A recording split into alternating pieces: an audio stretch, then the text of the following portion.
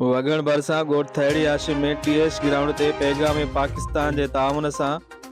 Sport गाला cricket जो 8 ओवरनि ते मुश्तमिल नॉकआउट मेगा इवेंट करायो वियो,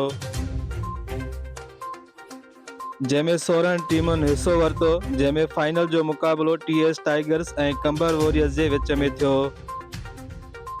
कंबर वॉरियर्स टॉस खटी अॻ में बैटिंग करण जो फ़ैसिलो कयो,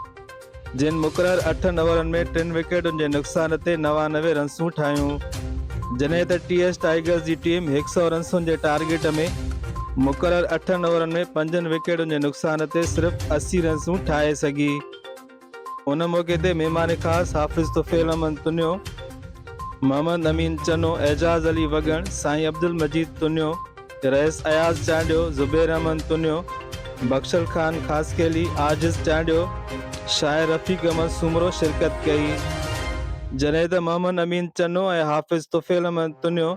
आख़िर में रनर टीम जे कप्तान कलीमुल्लाह जतोई खे रनर ट्रॉफी ऐं 5000 रोक रक़म, जॾहिं त विनर टीम कंबर वॉरियर्स जे कप्तान इस्माइल खे मैन ऑफ दी सीरीज़ जो इनाम ऐं विनर ट्रॉफी सां गॾु 10,000 रोक रक़म पिणु ॾिनी। उन मौक़े ते पैगाम पाकिस्तान जे अॻवान मोहम्मद अमीन चनो चयो त नौजवाननि में तमामु घणो रांदियुनि सां चाव आहे,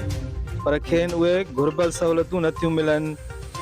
उन करे नौजवान रांदीगर पंहिंजूं सलाहियतूं ज़ाहिर नथा करे सघनि। असां नौजवाननि में क्रिकेट समेत ॿियनि समूरनि रांदियुनि जा मेगा इवेंट कराए